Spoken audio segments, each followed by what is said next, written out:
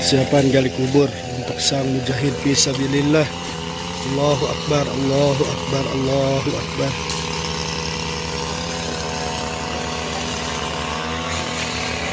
Yang bisa nyangkul ya, yang bisa.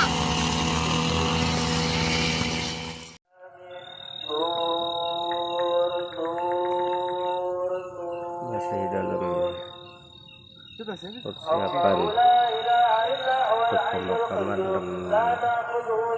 syuhada MSMN.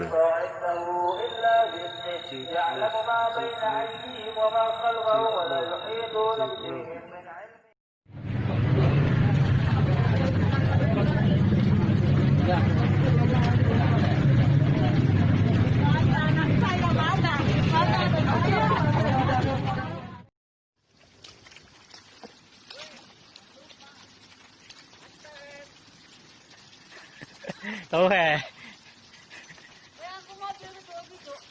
Yang aku mobil sana ke sana.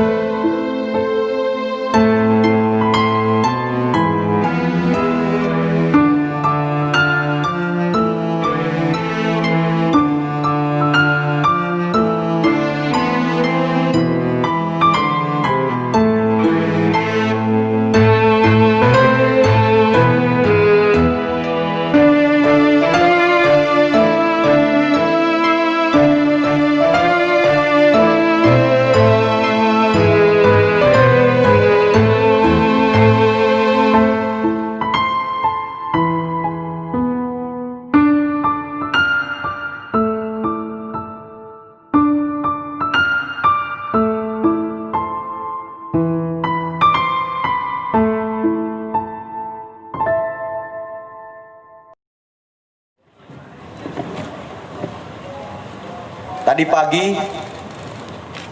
sekitar pukul 00.30 WIB di jalan tol Jakarta Cikampek kilometer 50 telah terjadi penyerangan terhadap anggota Polri yang sedang melaksanakan tugas penyelidikan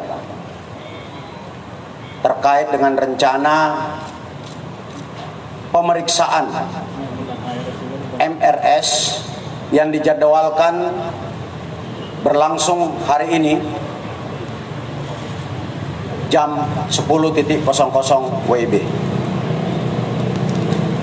Berawal dari informasi bahwa akan terjadi pengerahan massa pada saat saudara MRS dilakukan pemeriksaan di Polda Metro Jaya dari berbagai sumber, termasuk rekan-rekan media mungkin mendapatkan berita melalui WA Group bahwa akan ada pengerahan kelompok massa untuk mengawal pemeriksaan MRS di Polda Metro Jaya. Terkait dengan hal tersebut, kami Polda Metro Jaya kemudian melakukan penyelidikan kebenaran informasi tersebut.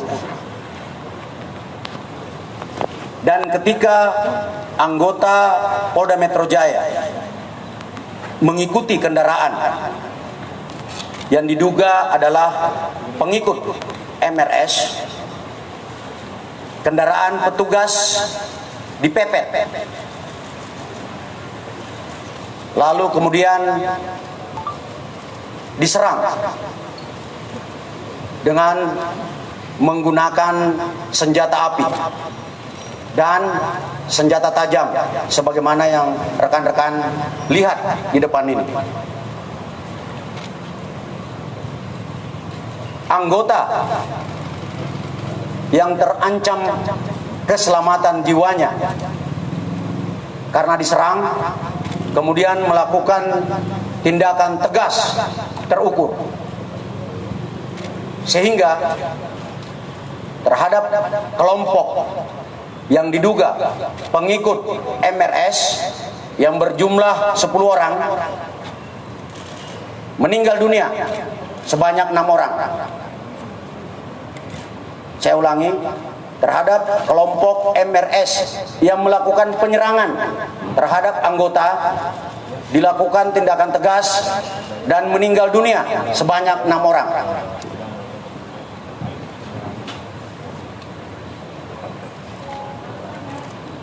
Untuk kerugian yang dialami oleh petugas adalah sebuah kendaraan yang rusak karena dipepet serta terkena tembakan dari kelompok yang melakukan penyerangan. Pada kesempatan ini kami menghimbau kepada saudara MRS agar mematuhi hukum, memenuhi panggilan penyidik dalam rangka pemeriksaan. Apabila saudara MRS tidak memenuhi panggilan, kami tim penyidik akan melakukan langkah-langkah penegakan hukum selanjutnya sesuai dengan ketentuan hukum yang berlaku. Selanjutnya kami, saya dan Pangdam Jaya menghimbau kepada saudara MRS dan pengikutnya untuk tidak menghalang-halangi proses penyidikan, karena tindakan tersebut adalah tindakan yang melanggar hukum dan dapat dipidana. Dan apabila tindakan menghalang-halangi petugas membahayakan keselamatan jiwa petugas, kami, saya bersama Pangdam Jaya tidak akan ragu untuk melakukan tindakan yang tegas. Sekian rekan-rekan sekalian, terima kasih. Mungkin ada yang ingin ditanyakan rekan-rekan? Melarikan diri. Untuk yang 4 lainnya melarikan diri.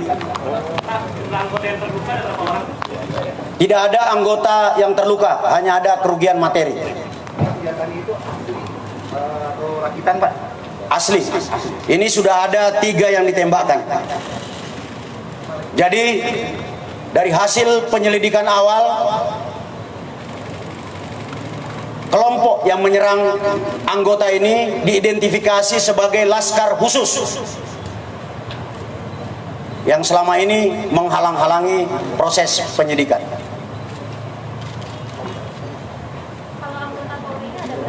Anggota Polri yang bertugas untuk memonitor pada saat kejadian sebanyak 6 orang, 1 unit. Mungkin ada tambahan dari Pangdam Jaya, kami persilakan. Baik, terima kasih Kapolda. Pada prinsipnya Kodam Jaya Jayakarta sesuai dengan undang-undang yang diatur akan memberikan perbantuan Kamtibmas dan penegakan hukum. Tadi yang sudah disampaikan oleh Kapolda, dan Kodam Jaya akan mendukung penuh tentang kegiatan-kegiatan yang dilakukan oleh Polda Metro Jaya. Kami solid, dan saya minta yang disebutkan tadi MRS segera mengikuti aturan-aturan dan ketentuan hukum yang berlaku. Ya, kami akan tegakkan bersama-sama dengan Polda Metro Jaya. Terima kasih. Sekian ya rekan-rekan sekalian, untuk rilis selanjutnya akan disampaikan oleh Kadif Humas dan Dirreskrimum Polda Metro Jaya. Terima kasih.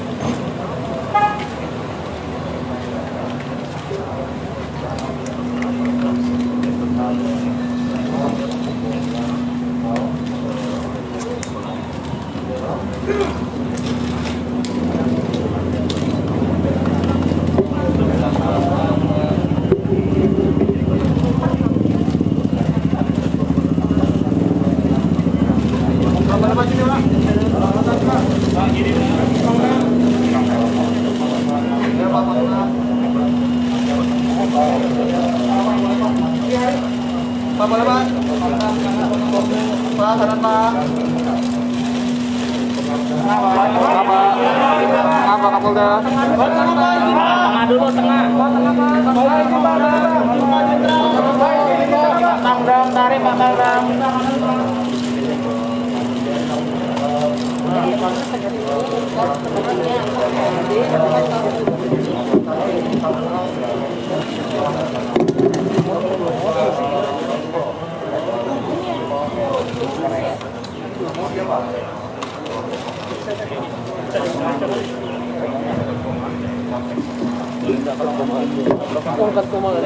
Oke, makasih ya teman-teman sekalian.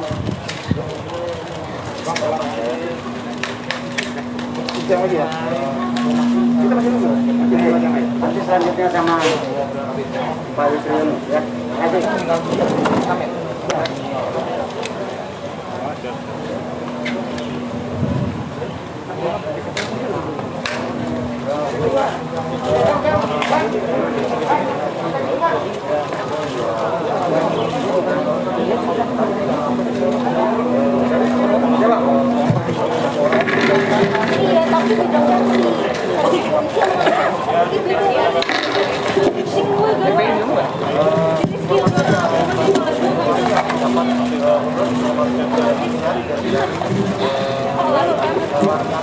Bantah kalau itu. Jangan dulu. Tahan dulu ya.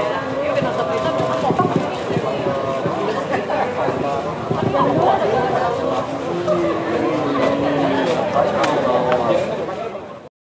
Surabaya enggak ya. Ini sebelumnya kita mohon maaf karena nggak bisa terima di dalam karena dak kita bocor. Jadi tempat biasa kita rapat penuh air. Jadi mohon maaf sebelumnya pada teman-teman wartawan, kita terimanya di teras ini aja ya. Bismillahirrahmanirrahim. Assalamualaikum warahmatullahi wabarakatuh. Pertama-tama kami di PPFPI mengucapkan innalillahi wa inna ilaihi rajiun atas wafatnya atau syahidnya 6 orang laskar kami yang sedang dalam tugas pengawalan kepada pimpinan kami yaitu Imam Besar Habib Rizik Syihab. Semoga ke-6 laskar tersebut diterima syahidnya. Amin. Yang kedua, kami sampaikan alhamdulillah Imam Besar kami bersama keluarga dan cucunya alhamdulillah dalam keadaan sehat. Amin. Ya. Dan saat ini sedang dalam pemulihan sebetulnya. Jadi saya di samping kanan saya perkenalkan dulu adalah Kiai Haji Sobri Lubis, adalah Ketua Umum DPPFPI. Di belakangnya adalah Panglima Laskar Pembela Islam Ustadz Maman Suryadi.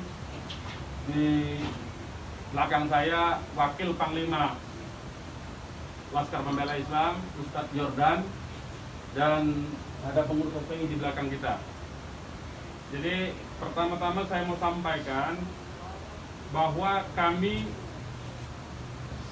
sebelum ada pengumuman dari pihak Polda, yang tadi itu pun kita dapatnya dari televisi, sebelum kita mendengarkan pernyataan dari pihak Polda, itu kita masih menganggap ke-6-nya dalam status hilang. Makanya pernyataan kita yang pertama keluar itu adalah pernyataan statusnya masih dalam keadaan hilang kita sebutkan. Karena itu pernyataan dibuat pagi hari ya, sebelum kita mendengar kabar bahwa ke-6-nya sudah syahid. Nah, kemudian saya mau jelaskan kronologi backgroundnya dulu, bahwa beberapa hari yang lalu ya, memang ada beberapa pengintai di Pondok Pesantren Habib Rizik, yaitu hari Jumat ya. Hari Jumat itu ada beberapa pengintai yang ditugaskan oleh institusi resmi negara. Ya, saya tidak mau sebut. Oleh institusi resmi negara yang ditugaskan mengintai 24 jam. Mereka menggunakan drone dan peralatan canggih lainnya. Dan kemudian ada komunikasi dari laskar yang menjaga Pondok Pesantren Habib Rizik di Megamendung itu dengan para pengintai. Karena kebetulan mereka terjebak dengan cara pengintaian mereka sendiri yang tidak profesional. Ada komunikasi antara laskar penjaga markas Syariah Megamendung dengan para pengintai. Ya. Ada 3 orang yang berhasil dikomunikasikan dan kita mendapatkan semua data-datanya. Ya, data-datanya kita dapatkan semua, identitasnya kita dapatkan semua, dan ternyata pengintaian itu bukan cuma terjadi di Megamendung, di lokasi Pondok Pesantren Habib Rizik, tetapi juga di Petamburan sini. Posisinya di sebelah sana, ya, posisi para pengintai. Ada foto-fotonya kita dapatkan. Kemudian juga di Sentul yang sempat dilakukan aksi demonstrasi. Artinya yang saya mau sampaikan di sini, Habib Rizik sejak kepulangannya memang diintai secara ketat 24 jam. Ada 30 orang. Masing-masing 10 orang di Petamburan, 10 orang di Sentul, 10 orang di Megamendung. Jadi kita sudah tahu sebetulnya. Ya, kita sudah tahu. Nah, setelah proses hari Jumat itu, beliau bersama keluarga meninggalkan tempat istirahat beliau, tempat pemulihan beliau yang tadinya di Megamendung, beliau pindah ke Sentul, ya, pindah ke Sentul. Kemudian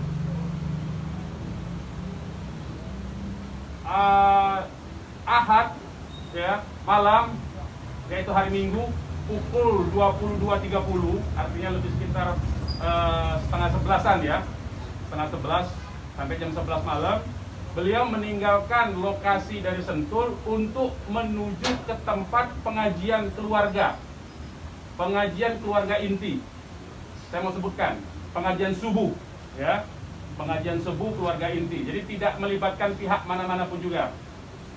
Dengan 4 mobil keluarga. Di dalam mobil ada istri beliau, ada anak dan ada menantu. Artinya ada perempuan di dalam mobil itu. Dan ada cucu beliau. 2 orang masih bayi, 3 orang balita. Ya. Jadi di rombongan Habib Rizik itu ada balita, ada bayi dan masih belum 1 tahun, dan ada balita. Itu yang saya mau tegaskan. Jadi ini adalah perjalanan keluarga biasa. Beliau mau melakukan pengajian keluarga saja, karena biasa pengajian subuh keluarga. Ya.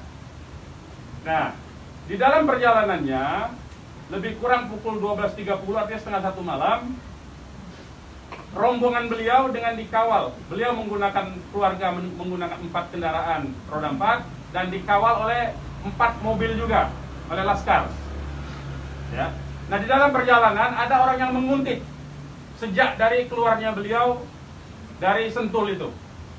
Ya, terus dikuntit dan akhirnya para penguntit ini berusaha memotong, entah apa tujuannya. Kita sebut karena kita tidak tahu apakah dia petugas resmi atau bukan, karena dia tidak berseragam, ya. Harus disebut tidak berseragam. Ini orang-orang tidak berseragam. Berusaha memotong rombongan, ya, dan menyetop kendaraan. Nah, para pengawal tentu saja bereaksi untuk melindungi, ya, untuk melindungi Imam Besar Habib Rizik Syihab. Itu reaksi normal, karena memang mereka bertugas untuk mengawal. Reaksi normal. Yang patut diberitahukan kepada teman-teman pers semua, bahwa fitnah besar kalau laskar kita disebut membawa senjata api dan tembak-menembak. Fitnah itu. Laskar kami tidak pernah dibekali dengan senjata api. Kami terbiasa tangan kosong. Kami bukan pengecut. Jadi fitnah, dan ini fitnah luar biasa, pemutarbalikan fakta dengan menyebutkan bahwa laskar yang lebih dahulu menyerang dan melakukan penembakan.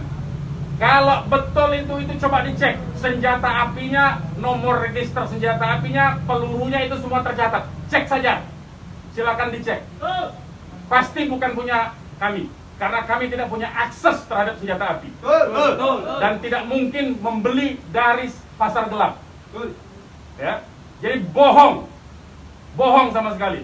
Apalagi di FPI, di kartu anggota FPI dan kartu anggota LPI disebutkan bahwa setiap anggota FPI dilarang membawa senjata tajam, senjata api, bahkan dan bahan peledak. Itu dilarang di kartu anggota kita punya. Ya. Nah, jadi upaya-upaya memfitnah, memutarbalikkan fakta hentikanlah. Ya. Hentikanlah. Nah, kemudian kejadiannya, ya, kenapa kami menyatakan laskar kami dalam keadaan hilang? Karena memang kami belum tahu keberadaannya di mana. Itu membuktikan bahwa mereka dibunuh dan dibantai, saudara-saudara. Ya.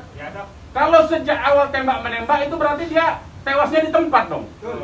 Tewas di tempat pasti banyak. Semalam saya sendiri sampai jam 3 sudah ngecek dengan teman-teman yang di lapangan, tidak ada jenazah di situ, tidak ada keramaian di situ. Yang ada justru petugas aparat setempat yang ada di lokasi yang diperkirakan di sekitar pintu tol Kerawang Timur. Ya, di tengah malam itu saya suruh cek. Begitu saya mendengar ada berita terjadi ada laskar kita yang ditembak, kita suruh cek ke pintu tol Kerawang Timur. Ternyata tidak ada mobil laskar di situ. Mobil laskar tidak ada, jenazah tidak ada. Kalau itu memang tembak menembak dan tewas di tempat, itu pasti ada jenazah di situ. Pasti membutuhkan proses lama untuk evakuasi di situ. Tetapi ini tidak ada. Dan bahkan saudara-saudara perlu ketahui, teman-teman media, sempat salah satu laskar mengirimkan voice note rintihan dari salah satu laskar kita yang ditembak. Itu artinya apa? Itu artinya laskar kami dibawa ke satu tempat dan dibantai di tempat itu. Dibantai di tempat lain. Itu artinya.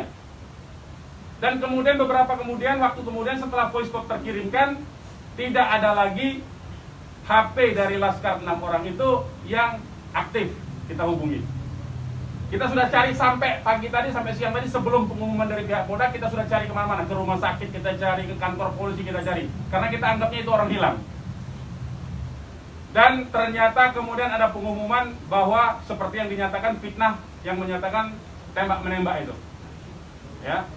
Nah, jadi sekali lagi saya mau katakan tidak betul. Ya, berdasarkan fakta-fakta dan kronologi yang saya sampaikan bahwa terjadi tembak menembak dan laskar memiliki senjata api itu tidak betul sama sekali. Itu fitnah besar terhadap kami, fitnah besar terhadap umat Islam. Kami anggap itu upaya memutarbalikkan fakta yang tidak pada tempatnya.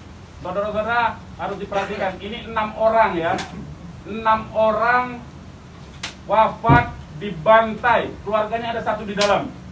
Ya, ibunya ada 1 di dalam, ada 1 orang tuanya laki-laki sedang sholat di masjid. Ya, ini anak-anak kita tahu persis. Anak-anak ini hanya bentuk kecintaannya mengawal pimpinan kami, imam besar, hanya bentuk pengabdian, tidak memiliki agenda apapun, tidak memiliki senjata api, tidak memiliki bahan peledak dan segala macam bentuk senjata lainnya. Dari kami, saya kira itu. Ketua Umum silakan kalau ada yang mau menyampaikan. Silakan. Ya. Untuk pengecekan CCTV di lokasi sudah diminta? Belum kita lakukan karena kita ini masih sibuk sampai dengan siang tadi sebelum ada pengumuman dari pihak Polda, kita masih sibuk memastikan keberadaan 6 orang tersebut. Ya. Jadi kita belum ngecek kemanapun, kita masih menelusuri kemana-mana tempat dari kemungkinan itu dibawa, yaitu apakah rumah sakit, karena kita mendengar ada voice note yang tertembak kan, rintihan dari salah satu korban yang ditembak, masih sempat didengarkan oleh laskar yang tetap mengawal, ya. Dan kita belum mengetahui itu sampai hari ini, bahkan sampai detik ini kita belum mendapatkan akses terhadap jenazah. Itu yang patut dicatat. Kita tahu bahwa mereka 6 orang laskar ini yang syahid ini adalah wafat, baru tahu dari pengumuman, ya, dari pihak kepolisian. Jadi itu yang perlu saya sampaikan. Tapi posisi imam ini di mana sekarang Bang, sudah diketahui? Sampai hari ini saya belum tahu. Kita belum mendapatkan informasi. Ini menunjukkan bahwa bukti konkret bahwa ke-6 jenazah ini dalam kontrol dan kendali penuh, artinya kan. Kalau memang itu tembak menembak biasa, tentu itu ada di masyarakat lain. Tentu masyarakat sudah sibuk, sudah ramai di situ. Ini sampai sekarang ini kami tidak mendapatkan akses di mana keberadaan jenazahnya, ya. kondisi lukanya di mana tembak menembak berapa lubang pelurunya, kami tidak tahu. Hanya satu-satunya sumber informasi baru bahwa dinyatakan bahwa tewas. Ya. Pak Murami, berarti terkait dengan penjelasan yang Bapak bilang tadi yang terkait di Tol Japek itu berarti Bapak melihat sendiri bahwa tidak sempat terlihat adanya mayat dalam tol? Saya tidak melihat sendiri, tapi kita tugaskan ada laskar kita untuk ngecek mulai dari pukul 1:30 ya sampai pukul 3 sampai menjelang subuh kita cek gitu. Tidak ada di situ peristiwa tembak menembak.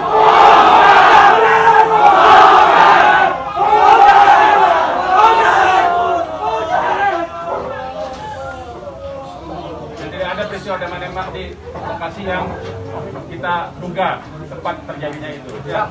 Untuk yang 4 orang yang masih sisa itu kan ada 10 orang katanya yang dikabarkannya. Yang mengawal itu 4 mobil, jadi lebih dari 10 orang. Berarti yang sisanya itu bakal bisa menjadi saksi bang? Insya Allah bisa, ya, Insya Allah bisa. Tapi konsentrasinya 2 mobil konsentrasinya terus melakukan pengawalan terhadap Habib Rizik, ya.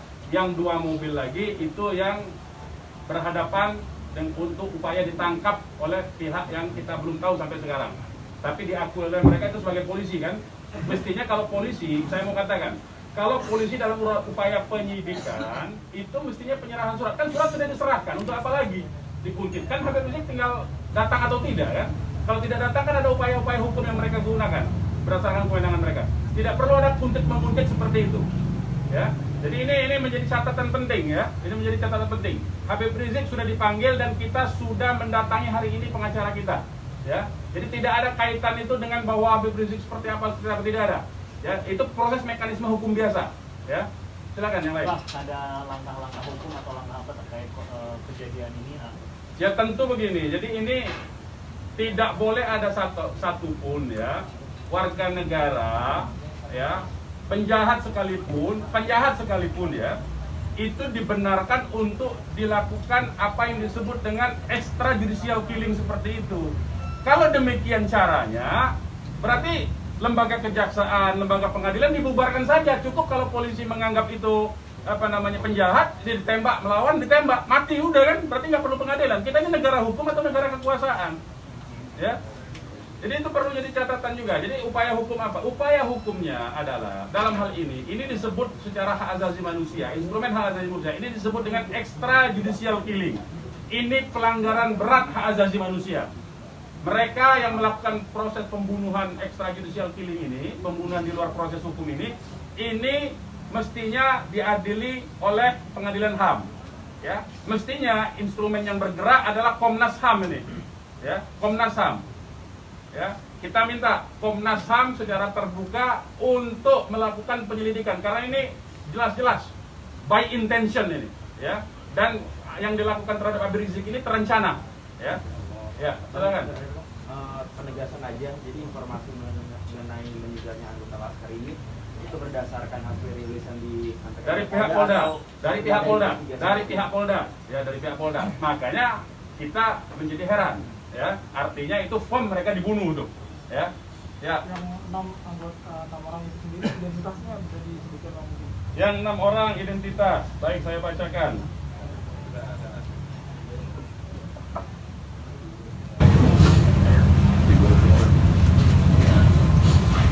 Saya bacakan nama-nama laskarnya ya.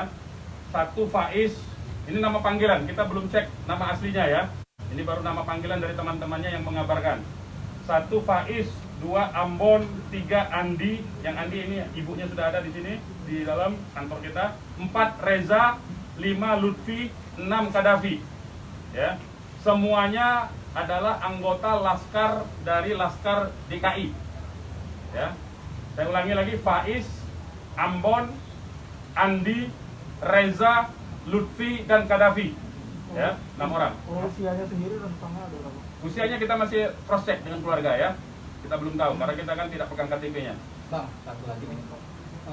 Peristiwa baku tembak ini kan terjadi. Tidak ada peristiwa baku tembak, Mas. Nah, peristiwa penembakan yang ada. Penembakan ini kan dikabarkan sama Pak Kapolda karena ada isu pengarahan massa ke Jakarta mengawal Habib Rizik pemeriksaan. Nah, apakah itu benar? Jadi itu membuktikan itu fitnah ya. Habib Rizik itu menuju luar Jakarta, bukan menuju dalam Jakarta.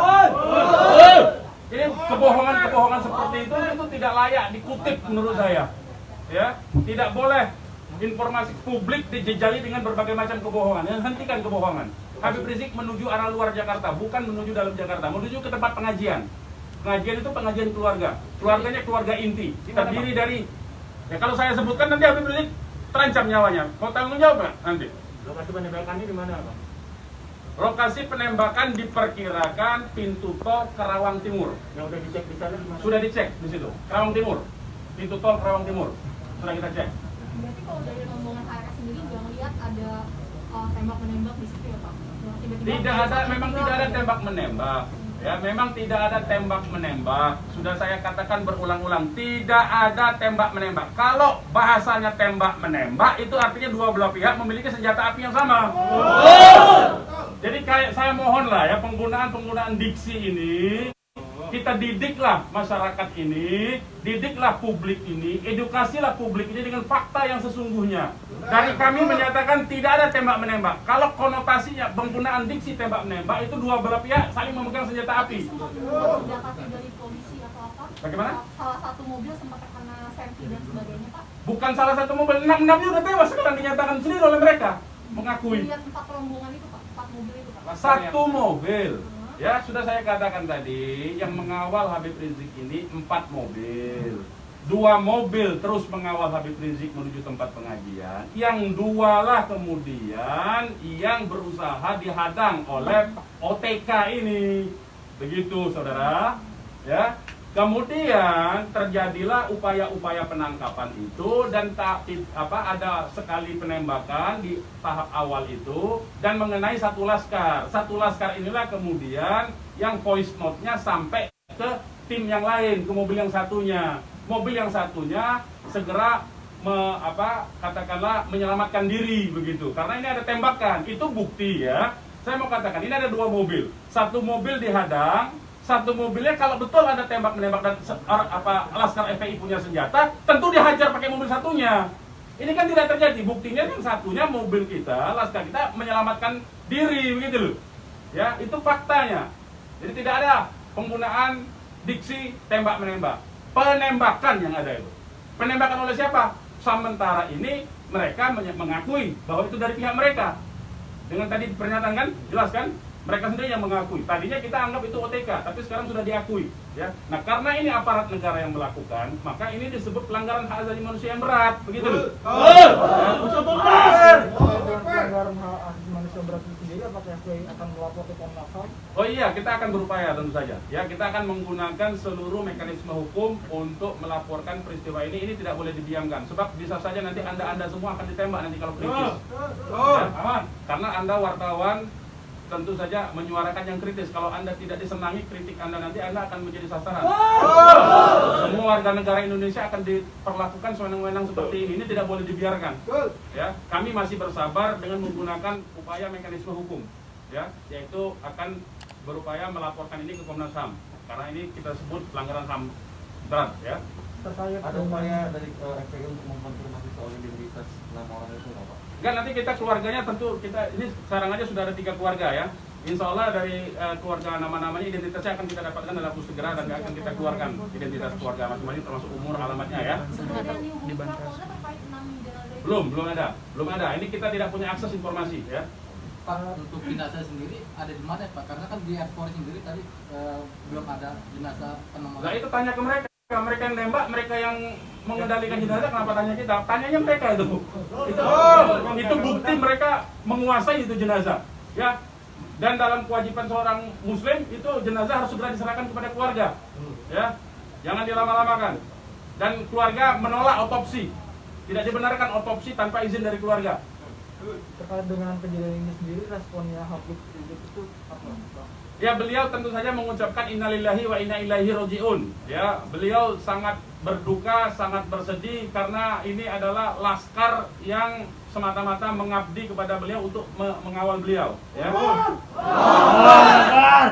Beliau sangat sedih tentu saja. Ya, beliau sangat sedih. balik lagi ke orang yang meminta itu Pak, bagaimana FPI memastikan 30 orang itu benar adalah peminta yang berasal dari lembaga negara, termasuk yang 3 orang di lembaga negara? Ya, kita punya pengakuannya, kita punya data-data laporan mereka ya kepada atasan mereka, kita punya sampai sekarang ini. Nah, kita tidak tahu apakah ini adalah bentuk-bentuk upaya balas dendam dari terbongkarnya coverage mereka. Kita tidak tahu, ya. Kita tidak tahu. Pak, laskar itu tadi disebut polisi adalah laskar khusus yang berusaha menghalangi penyidikan Habib Rizik. Penyidikan apa? Penyidikan itu di kantor polisi, Mas. Jadi jangan polisi jangan sembarangan lah, ya, saya kira. Penyidikan itu di kantor polisi. Dan Habib Rizik itu akan dipanggil. Yang dihalangi itu apa? Tidak ada upaya menghalangi. Habib Rizik itu mau menuju pengajian. Apa yang disidik? Apa yang disidik? Pertanyaannya. Penyidikan apa? Ya. Tidak ada upaya menghalangi itu, ya. Tidak ada upaya menghalangi. Itu fitnah, lagi-lagi itu fitnah. Ini upaya untuk melepaskan diri dari jerat hukum. Ini pelanggaran HAM, saya katakan. Ini pelanggaran HAM sekali lagi, ya. Tidak boleh lepas dari jerat hukum ini. Tidak boleh karena kekuasaan lepas dari jerat hukum. Tidak boleh. Tidak ada upaya menghalang-halangi itu. Karena Habib Rizik jelas mekanisme hukumnya. Ya, tinggal dipanggil, tinggal diketerangan saja. Ya, silakan yang lain. Masih ada? Bang, ya. Bang, ini barusan IPW merilis tentang kasus ini. Siapa? IPW, Indonesian Police Watch. Watch. Jadi Okay. IPW mendesak untuk Jokowi mencopot Kapolri sama membentuk tim pencari fakta bahwa ada pelanggaran di sini. Apakah teman-teman FPI akan menggandeng IPW juga untuk membentuk tim fakta? Ya, kalau IPW kan LSM memang dia selama ini berfungsi untuk menjadi pengawas polisi kan, namanya Police Watch kan. Ya, saya setuju, tentu saja terima kasih atas dukungan dari IPW untuk supaya kasus ini dibentuk tim independen. Saya setuju. Dan tim independen itu tentu saja menurut saya harus dipimpin oleh Komnas HAM karena kewenangan itu ada di Komnas HAM, ya. Baik, yang lain. Ada rencana untuk melapor ke Propam juga mungkin, Pak? Ya, jeruk makan jeruk nantinya, Mas. Ya. Jeruk makan jeruk, nah, ya. Nanti ini yang jelas ini saya katakan ini ada unsur dugaan kuat pelanggaran hak asasi manusia yang berat, ya. Karena dia pelanggaran hak asasi manusia yang berat, maka kewenangan itu ada di Komnas, ya, bukan lagi di Propam. Kalau Propam itu sekedar profesi saja, ya. Oke, yang lain kalau tidak ada kita ini Ya, ini mungkin insya Allah ta'ala kita akan masukkan juga untuk bisa membuat tim pencari fakta dari DPR dan seluruh instansi yang terkait, dan supaya tim independen bisa segera dilaksanakan, bisa terlaksana dengan yang berwibawa, dengan banyak instansi, sehingga kita bisa melihat meminimalisir celah-celah kebohongan, ya. Jadi seperti itu. Insya Allah ta'ala dengan tim mencari fakta independen untuk bisa menguak bagaimana peristiwa ini yang sebenarnya, walaupun kita sudah melihat bagaimana fitnahan-fitnahan yang ditujukan kepada Front Pembela Islam maupun kepada laskar-laskar kami, itu semuanya, tapi tetap perlu untuk bisa terkonstruksikan, ya, dengan data-data dan bukti-bukti, insya Allah ta'ala dengan keterbukaan dan juga dengan rasa keadilan, insya Allah ta'ala. Oke. Silakan yang lain teman-teman. Pak Muraman, sekarang Pak Habib Rizik posisi sedang di mana? Wah, kalau kami kasih tahu nyawa Habib Rizik yang terancam. Mohon maaf ya, kita tidak bisa kasih tahu soal itu. Baik, yang lain nggak ada? Baik, kepada teman-teman media, sekali lagi saya ucapkan terima kasih yang banyak, ya, jazakumullah wa khairan jaza atas profesionalisme, ya, cross check, cover both side dari teman-teman, karena memang pemberitaan tidak boleh berdasarkan hanya satu pihak saja. Kami hanya menuntut fakta dengan apa yang sesungguhnya dari kedua belah pihak. Nanti masyarakat yang akan menilai itu, ya. Yang jelas penggunaan diksi tembak menembak saya kira harus dihentikan, karena itu adalah framing yang jahat terhadap orang tidak berdosa, yaitu 6 orang yang syahid ini. Demikian dari kami. Terima kasih. Billahi taufiq wal hidayah. Wassalamualaikum warahmatullahi wabarakatuh.